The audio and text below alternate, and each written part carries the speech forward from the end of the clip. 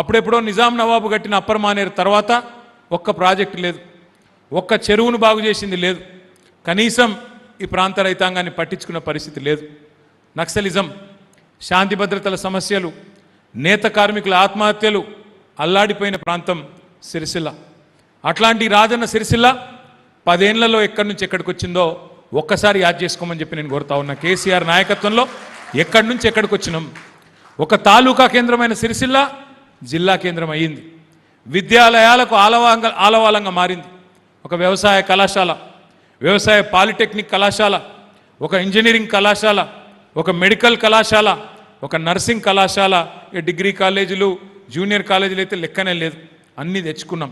అట్లాగే మన పట్టణాన్ని బాగు చేసుకున్నాం, నేతన్నల బతుకులు బాగు చేసుకున్నాం. బతుకమ్మ చీర కాన్సెప్ట్ కూడా రేవంత్ రెడ్డికి అర్థం కాలే.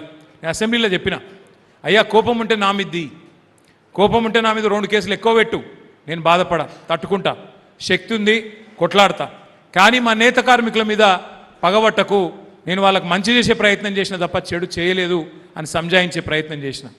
వినలేదు. ఇన్లేదో కుంభకోణం జరిగింది, అన్లేదో జరిగింది, ఇక్కడేదో దోపిడీ, అక్కడేదో దోపిడీ. అసలు ఆయనకు బతుకమ్మ చీర ఐడియా కూడా లేదు. బతుకమ్మ చీర ఎందుకు పెట్టిండు కేసీఆర్ గారు? నేతన్నలకు బతుకివ్వడం, మన ఆడబిడ్డలకు ఒక చిన్న కానుకీయడం. చచ్చిపోతున్న నేతన్నలు, తల్లడిల్లుతున్న నేతన్నలు, జీవన్ రెడ్డి నాకు తెలుసు, ఉమ్మడి కరీంనగర్ జిల్లాకు నాయకత్వం వహించిన నాయకుడు ఆయన. ఆయనకు ఐడియా ఉంది ఇక్కడ ఎన్ని ఆత్మహత్యలు జరిగినాయి, ఎంత ఇబ్బంది ఉండే. మరి అట్లాంటి పరిస్థితుల్లో ప్రభుత్వాలకు అర్థం కాని ఏంటి అంటే, ఇక్కడ ఉన్నది పరిశ్రమ అంటారు, ఇండస్ట్రీ అంటారు, టెక్స్టైల్ ఇండస్ట్రీ అంటే ఇక్కడ ఉన్నది టెక్స్టైల్ ఇండస్ట్రీ కాదు, ఇక్కడ ఉన్నది విద్యుత్ ఆధారిత కుటీర పరిశ్రమ. ఒక్కొక్క ఇంట్లో ఇంటెనక సాంచలు వేసుకొని 4, 6, 8 వేసుకొని ఓ చిన్న షెడ్ వేసుకొని ఆ షెడ్డులో మరి తాను తన కుటుంబ సభ్యులు 4 కలిసి నడుపుకునే ఒక చిన్న కుటీర పరిశ్రమ మన సిరిసిల్లలోని పవర్లూమ్ ఇండస్ట్రీ. నాకు కూడా 2009 దాకా తెలియదు. ఎమ్మెల్యే అయినాక ఇక్కడ మా అన్నలందరితో కలిసినాక నేతన్నల కష్టం చూసినాక అప్పుడు మనసుకెక్కింది తప్ప అప్పటిదాకా తెలియదు. రేవంత్ రెడ్డి గారికి నేను చెప్పిన, అయ్యా మీకు నా మీద కోపం ఉంటే మీరు ఏమన్నా చేయండి పర్వాలేదు, కానీ మా సిరిసిల్ల మీద కోపం తీయకండి అని చెప్పిన. ఆయన మాత్రం మూర్ఖంగా ఇలా చీరల ఆర్డర్లు బంధు, 1, 2 ఎన్ని బంద్ చేసిండు ఒకసారి ఆలోచించుకోండి.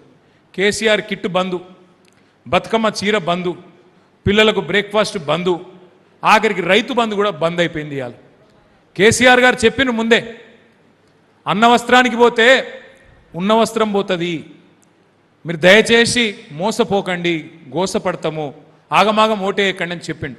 సరే, మీరు సిరిసిల్లలో మీరు విన్నారు, కేసీఆర్ గారి మాట విన్నారు.